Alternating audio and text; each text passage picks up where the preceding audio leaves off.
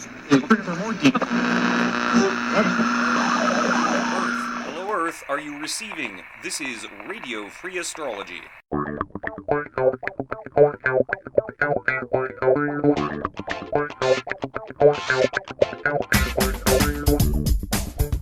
Hello everyone, I'm Matthew Currie, your friendly neighborhood astrologer, and it is really good to be back in the podcasting saddle again. Welcome one and all to Radio Free Astrology, the show where we take our astrology seriously and life in general about as seriously as it deserves. In a few minutes I'll be speaking with this week's guest, Annabel Gat. She's, among other things, the astrologer at Vice, and, to tell you the truth, I don't think I'd heard of her a year ago, but she's actually good enough that, among other things, I took her advice as far as the launch date of this podcast, so if this thing doesn't work out, I can blame her. Just kidding. Anyway, we'll be talking with Annabel in a few minutes, but first it's time for the weekly breakdown. Oh, no, not the beast!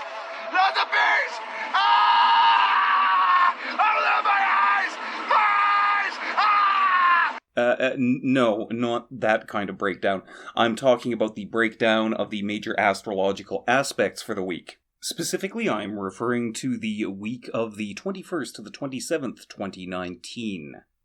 There's going to be a couple of major aspects making things interesting. Both hit the exact degree later in the week. First of all, on Thursday, we have Venus sextile Pluto, which is a really nice time for, let's say, getting it together with your deep affections. Addressing things such as your budget and your diet. And overall, it's kind of a pleasant time, despite the fact that there's a Pluto aspect involved. Pluto is always a little bit scary, even when it's good news. But for the most part, if you want to dump a little extra love and light onto your problems, this might be the week when that's a little more effective than usual. And I've got to be honest with you, a lot of us are going to need a little more love and light than usual this week because there's two astrological events towards the end of the week that are going to be having a significant effect on everyone. First of all, on the 27th or the 28th, depending on what time zone you're in, we have a new moon in Scorpio. Now, I'm a big fan of new moons, generally speaking. They are an excellent time to reboot. They are an excellent time to sit back and evaluate where your life has been in the last month and what you want to do with your life in the next month until the next new moon. Now, here's the thing, though, is that, first of all, new moons can cause agitation just like full moon does. It's not as obvious, but it's there. And this particular new moon is loaded for bear that way. Sorry for the technical term, loaded for bear, because it's taking place closely opposite Uranus in Taurus. And any new moon that is making an opposition or a square to Uranus is going to be a little weird, a little unsettling, maybe sometimes in a good way, because let's be honest, every once in a while something comes along in your life that needs some unsettling. And when that happens, you need to work up the gumption to face the situation head on. And the third major aspect of the week supplies so much gumption that maybe you should put on a helmet. I am referring here to Mars in Libra, square Pluto in Capricorn. That aspect is exact at the end of the week, but Mars is sufficiently slow enough that basically that aspect is going to gum up the works now and for about a week after that point. Be on the lookout for sharp tempers, for people blowing up over long-standing issues that haven't been addressed, and one thing to always keep in mind is that, yeah, these transits apply to other people, but they also apply to you.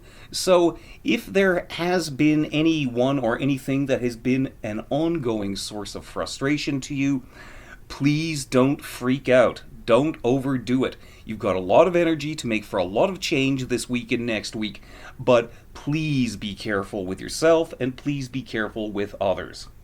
So, yeah, overall, this week is coming with maybe a little more than its fair share worth of challenges. But, you've been through plenty worse. We'll get through this all again. And, by the way, next week, the week after that, Mercury retrograde. Sorry, Mercury retrograde. So sorry. Anyway, I will be back in a couple of moments with my guest for today, Annabel Gat. You'll want to stick around for that. But first, this. Hello, Billy. Do you like astrology? Wow, Johannes Kepler. Yeah, astrology is great. And do you like free stuff? Well, you bet, who doesn't? Then you should write to Matthew at astrologyshow@gmail.com and you'll get a free copy of his ebook. Wait, how did you get into my living room? And if you send your date, time, and place of birth, he'll also send you a free 1-month forecast. Didn't you die in 1630? Plus, you'll get a discount on the reading with Matthew. That's not even a German accent you're doing. Kepler was German. So write to Matthew today. The address again is astrologyshow@gmail.com. Mom! Okay, kid, where's your bathroom? Mom! And now, ladies and gentlemen, it's my honor to present to you Astrologer Annabel Gat. Annabel, Hello. how you doing? I'm good. Thank you for having me. Tell us a little about yourself. Yeah, so I'm an astrologer. I've been very passionate about astrology basically my entire life. And now today I am the senior astrologer at Vice. We have an awesome app called Astrology, which I highly recommend anyone who likes to read their daily and weekly, monthly horoscope. Go check out. We have horoscopes for your sun sign, your moon sign, your rising sign, for your friends, for your crushes. And I am an author. I just published my first book. It's called The Astrology of Love and Sex. I saw that. It came out in the summer, so it's a Leo. Very happy for my first book. Excited to possibly write others. And I live in Brooklyn. What part of Brooklyn? Williamsburg. Oh, okay. Yeah. Formerly of Crown Heights, represent. Nice. Yeah. Anyway, that's the funny thing I've noticed. Whenever I move into it, when I lived in the U.S. for 5 years, I'm Canadian, but I noticed that whenever I move into a neighborhood anywhere in the U.S., it suddenly starts to become unaffordable. Yeah. I wonder what's going on in your chart. I think it's a curse. Anyone, you don't Yeah. want anyone, if you want your property values to go way up, rent me a room. Anyway, so the first thing I want to ask you is, and this is a question that whenever I've done a podcast and had an astrologer on, I always love asking this question because you never get the same answer twice. How did you become an astrologer? Well, so that's an interesting question because it's different from how did you get into astrology, because many people can get into astrology, but how do you become an astrologer? So that the first question that I have for that is, what qualifies someone to be an astrologer? Are you an astrologer once you've been studying, with a teacher for a year, or once you've read a few books, or is it after 10 years of looking at charts? So I think that's a very interesting question. Thank you for asking me. How did I become an astrologer? Well, when I was a kid, I loved mythology, and I also thought psychology was fascinating, and astrology just kind of blends those two things. So I was super into astrology when I was like in 5th grade and 6th grade. But then by the time I got to high school, and when I was in high school, I was very interested in politics and science, and I didn't think that those interests could be compatible with spirituality or astrology. So I kind of just repressed my love of astrology and thought of myself as a science-minded person. Yeah. But then after high school, I went to a ghost hunting meetup just for fun with a friend of mine, basically to make fun of the people there.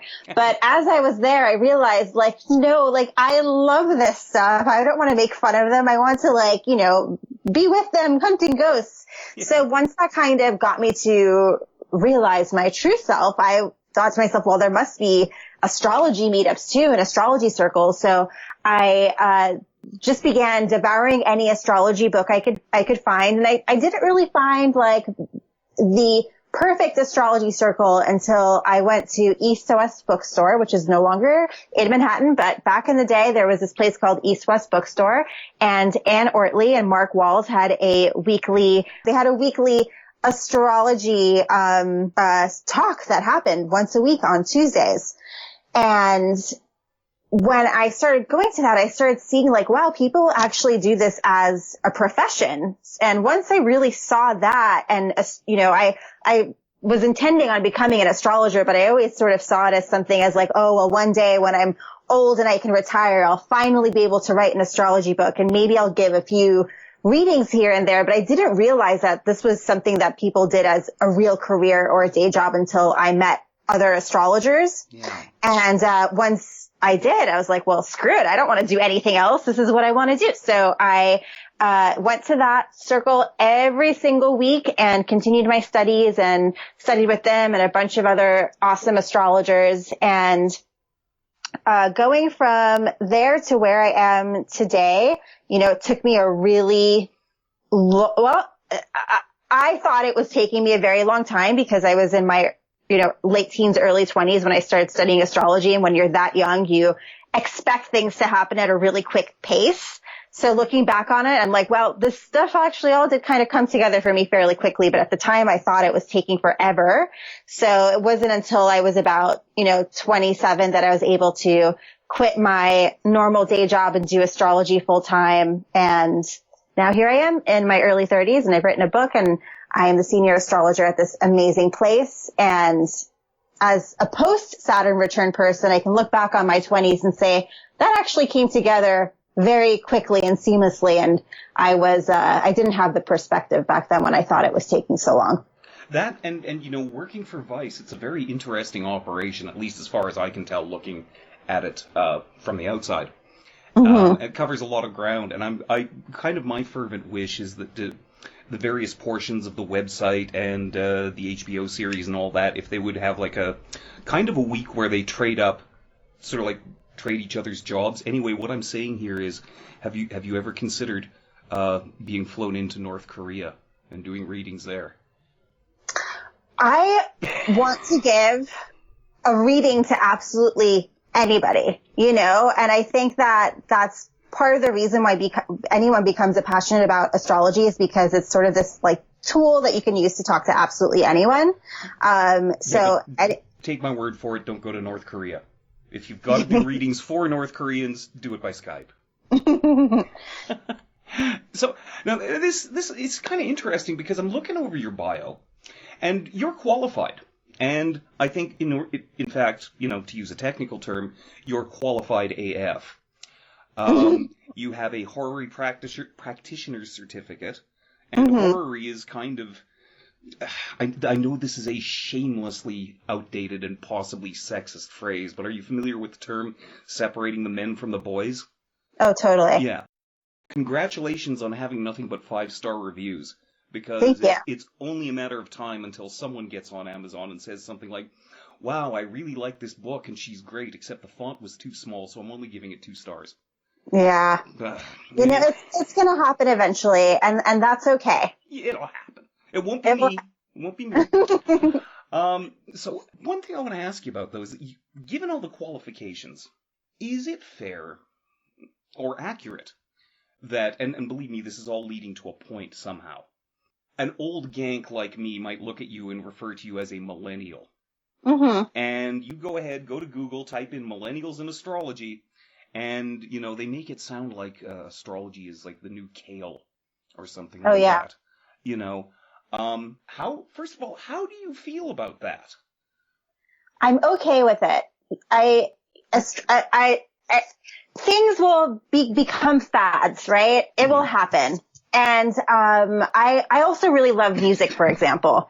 And sometimes I talk to people and they'll say things like, oh, I knew that band before they were big. Like I was I went to their shows when they were first, started performing. And I feel like that's how many people feel about astrology today. It's like, I was into astrology before it was cool. So there's, I think, always going to be a little bit of that when something becomes extremely popular. On the other hand, I'm really happy that so many people are getting to engage with astrology who might not have been able to before. Yeah. Things move in and out of popularity. So maybe astrology won't always be as popular as it is today. However, I do think that astrology is creating a new space for itself in the world. Whereas in the past, if you were into astrology, it either meant that you were totally unscientific or that you were,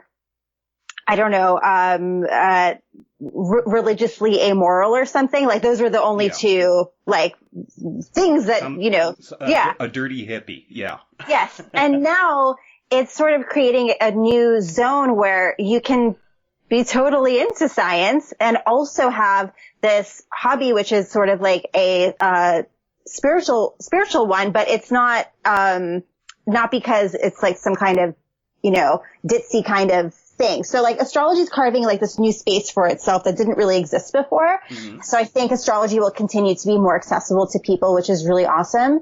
And, I think there are plenty of downsides, of course, that comes whenever something is very popular. There are plenty of people who aren't qualified astrologers making memes that miseducate people, and that's always going to be annoying, but it's like that in any industry. That, and I think there's just a natural, older generation always loves to gripe about the younger generation. Doesn't matter who or what. And they've earned it, And one day you'll be yelling at kids to get off your yard, too. I'm already there. I completely understand that. I actually know of one astrologer, and you can't see me doing the air quotes when I say astrologer because he's a hack. Mm-hmm. But, who is constantly grumbling about millennials ruining astrology. But the punchline here is that he defines, millennial as anyone born into the Neptune and Sagittarius generation, and he was born like 2 months before that. Oh, well, I guess he's free of that. I mean, that's silly. Yeah, very, very silly. I mean, the reason I'm into horary is because I got, really into astrology at a young age and decided I wanted to make it my profession when I was like 21 years old. And people didn't really take me seriously all the time. So, for example, I volunteered at the Edgar Cayce Center for a few years, and I was always there. And it was, a little bit intimidating because there'd be other astrologers or psychics or tarot readers there, and they would all be much older. And the people who would come in for sessions were much older than me. And I kind of felt like, well, they don't take what I say seriously because I just look like a kid to them.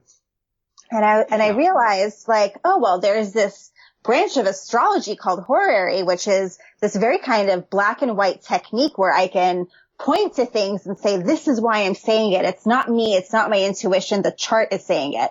So I got really into horary as sort of this way to differentiate myself from some other sort of woo-woo astrologer who might just be kind of intuiting something from the chart. I wanted to show, I might be young, but I know what I'm talking about. So that's how I got into horary. And I think maybe I'm wrong, but I think there's nothing wrong with young people feeling a little bit of a fire under their ass to find a way to make themselves, be as like smart and knowledgeable as possible. So that's how I got into horary, was because I didn't want to just be some random kid in her early 20s trying to give people readings and just, not really knowing what they're not having any life experience either, Yeah. Well, that's, that's kind of where it starts. And it keeps going where, no matter what age you start at, you start with simple observations like, oh, my Virgo friends are all a little picky. And then if you keep going, eventually you get to the point where your missing keys are in the bathroom. Go look in the bathroom. Oh my God, you're right. How did you know that? Well, here's the chart. Yeah. So that's great. Now, I want to ask you a little about your book, The Astrology of Love and Sex. Love and sex, is that popular? Oh, yes, it is. How could you guess? I'm thinking, this is something people might be interested in. Yeah, my book is also pink, which is a color that people like a lot. It's shiny. It has gilded edges. Something else it's very attractive. And love and sex. I mean, my whole book is packaged in a way that you can't resist. And luckily, the inside is just as good. And not just because of the beautiful illustrations, but I had so much fun writing this book. And I love it because I kind of just took everything that was in my mind about love and sex and astrology and encapsulated it into a physical object that I could, if someone asked me, oh, will I get along with so-and-so person? I can be like, here, take my book. I don't have to tell you because you can just read it. So, yes. There you go. That, and we need more shiny books. We do. I wrote a book once a long time ago, and it had rather kind of a flat, matte finish to it, and it didn't sell well. Shiny objects work on nearly anyone. Yeah, it's true. Some of my best friends are actually magpies. And so the book's doing well. It certainly seems to be getting great reviews. And yes, certainly, you know your stuff. So now we're recording this right now before Mercury retrograde. And my plan is to launch the podcast on a regular basis again before Mercury retrograde. And there's something I want to relate to you about that. Is that if you're writing horoscopes and writing a lot of stuff about astrology, how do I put this about Mercury retrograde? From the perspective of someone writing about it, is that one of the first jobs I ever had was writing ad copy for a local radio station. And, a week before Mother's Day, you'd get 12 files on your desk, all from florists, who all want, radio ads telling people to go buy flowers for their mom. But they all want them different and unique. But at the same time, you can't just put out an ad for Edna's florist and say, buy your mom some flowers, you ingrate. How, just out of curiosity, from a writing perspective, are you already sick and tired of Mercury retrograde? Because I know I am, and it hasn't even started yet. I was, and I think that I might be again at some point in the future. But something I've noticed with writing horoscopes is that you do get tired about writing the same thing over and over again, 12 different ways, right? Like Mercury retrograde happens 3 or 4 times a year, and everyone acts like it's the first time it's ever happened, ever, right? Like, oh my God, Mercury retrograde. So, but the advice that I give to anyone I know who's writing about anything is to keep being curious and learning about things that have nothing to do with the topic you're writing about. Yeah. And I've noticed that as long as I'm keeping my mind fresh in other ways, like for example, right now I'm like really into reading about movement and embodiment and dance and stuff like that. So I'm kind of excited to talk about Mercury retrograde because I have all these other things I've been thinking about that I can relate it to. So it's giving me something kind of fun to work with. But if I were in a phase right now where I didn't have anything that was sparking any interest in me, I probably would be pretty bored of writing about it. Yeah, I think that's really true for anyone out there who's listening who writes either about astrology or just writes in general, is that one of the cliches is, if you want to write, you should read. Yes. And if you want to write astrology, you should read and not just astrology. Yes. Yes. I also wanted to ask you about the Hypatia group. I just noticed this. It's on your website. I haven't clicked on the link or anything. But here's where I get to show off. Is that, in fact, named after the ancient Greek mathematician? Yeah, it is. There aren't that many, lady astrologers of history that we know of. And she was pretty badass. And I started that group because I was tired. I mean, I love men. I'm not saying anything bad, but I was just kind of tired of being mansplained to, I was pre-Saturn return. I was tired of being in astrology groups where, men would answer questions that I didn't even ask just to, flex knowledge on me. It was just so annoying. And I, even had other things happen in groups that were just completely inappropriate and unethical. And obviously just because a group is a feminist group, it doesn't mean that nothing bad can ever happen. But I just knew I wanted to create a space where, men were totally welcome, but it was kind of this space where it's like, this is the Hypatia group. Like we're all going to be conscious of not mansplaining to each other and just sort of make this like a safe space for not just women, but for everyone.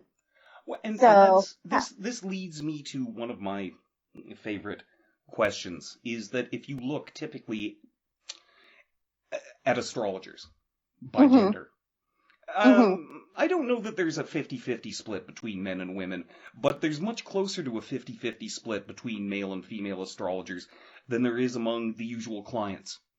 And like I don't know, unless you're pulling off some magic that I haven't seen anyone else do, it's the majority of clients are women. And I still have a hard time wrapping my head around why that is.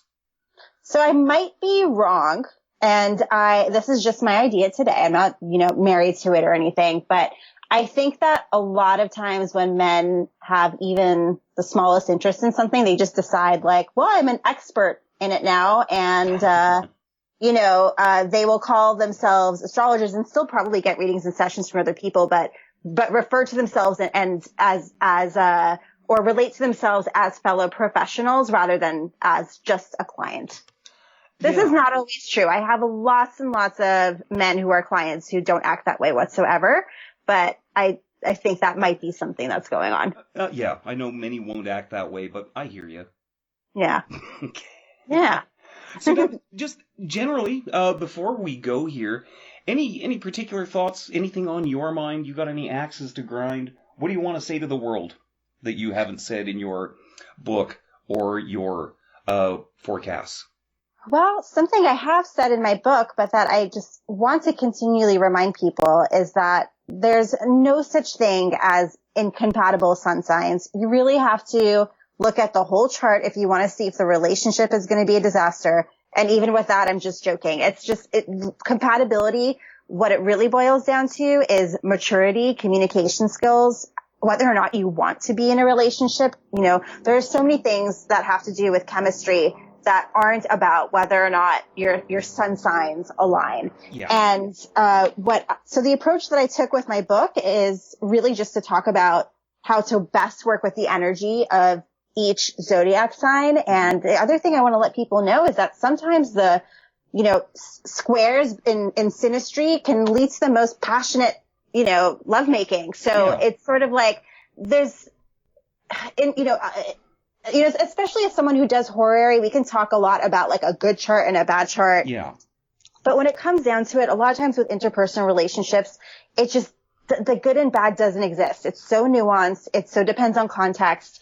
And I never want anyone to feel disheartened about falling in love just because they see that their sun is in conjunct their crush's sun, therefore it can't happen. Yeah. That, and I'm beginning to think as the years go on, the more and more relationships I look at, that maybe rather than referring to aspects in synastry as being good or bad or promising or challenging or whatever, I'm almost wondering if we should just relabel them as compelling or not compelling.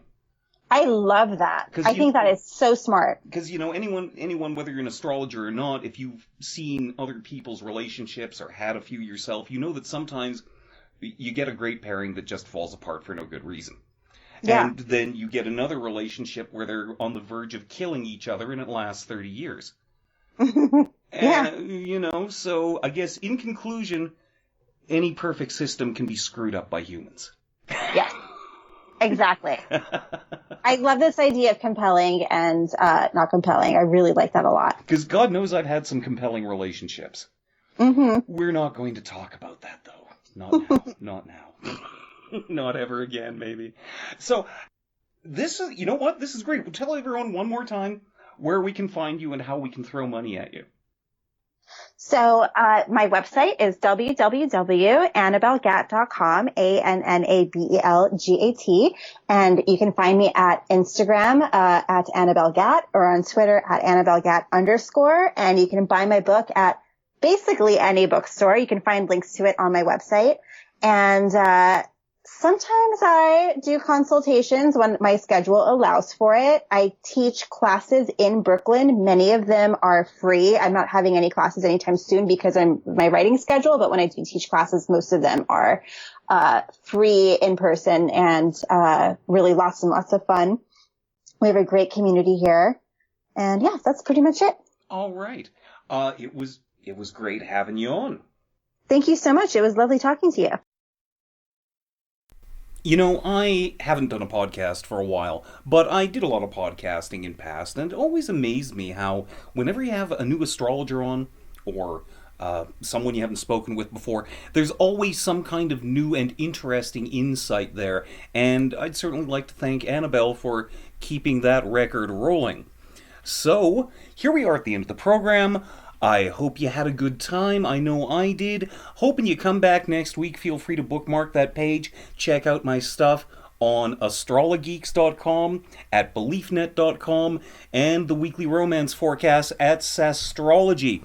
And as was mentioned earlier, if you are looking for a free 1-month forecast, send me your date, time, place of birth.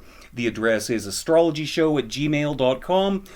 Hope you all have a great week ahead. We'll talk to you again soon. And remember, no matter what, no matter who you are, no matter where you are, no matter what kind of transits you're facing, as the Black Panther reminded us, Yibambe.